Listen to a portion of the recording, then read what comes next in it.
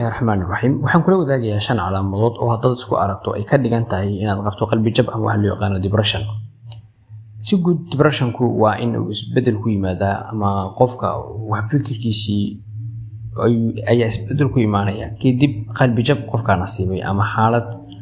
markaas la soo diristay oo ku cusub. Tusaale haddii qofkani uu waayo qof uu jeclaa ama dhaqaale uu haystay uu waayo ama shaqo uu haystay uu waayo ama uu ka niyad jabo shay markaas mataqaana farxad u hayo markaas waxa loo yaqaan rajabeelka noocaas ay yimaado waxa loo yaqaan qalbi jabka ama depression kana waxa ka dhasha waxyaabo badan waxyaabo ugu horeeya qofku uu isku garan karo inuu qalbi jabsan yahay waxa kamid ah inuu isku arko murug joogto ah sidoo kale mataqaana fikirkiisa uu isbedelay sidoo kale wuxuu isku arki karaa daal joogto ah oo qofka caajis badan iyo waxa soo koraya mataqaana in aad tacab badan u dareemayo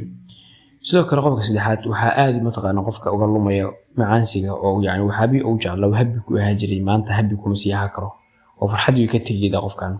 waxa loo yaqaan xaaladda noocaas anhedonia oo ah wixii mashaal qofkan uu xiiseynayay maanta inuu waayo oo uu arko wax kale sidoo kale qofka afraad waa in qofka hurdadiisu ay qalal ku timaado calaamadaha lagu garan karo ay kamid tahay oo qala hurdadii waxa macquul qofka inay ku baato ama ay ku yiraahdo haddii hurdadii ku baato waxa loo yaqaan qofkaas hypersomnia loo yaqaan haddii uu ku yiraahdo insomnia loo yaqaan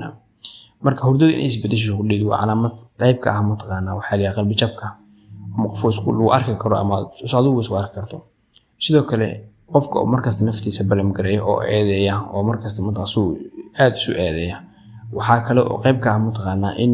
concentration-ga iyo dhignaantii qofkaana meesha ay ka baxdo oo qofku wixii hore mataqaan uu lahaa jiray iyo xataa mataqaan dadka markuu la macaamilayo marka loo yeero kale ama xaaladaha caadiga in la arko qofku iska maqan oo iska baxsan markasto calaamadaha shanta ayaa ugu muhiimsan haddaba sidii looga bixi karaa depressionka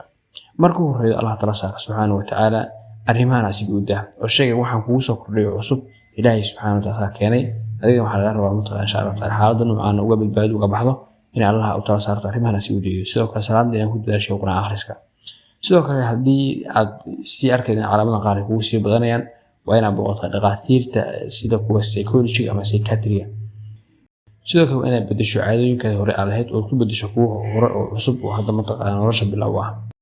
qodobka shanaad waa inaad iska xaldaa wixii markaas as leedahay way kugu keeneen qalbi jabka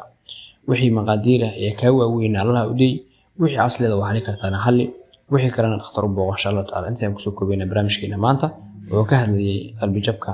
iyo waxyaabaha la isku arki karo sida lagu daweeyo insha Allah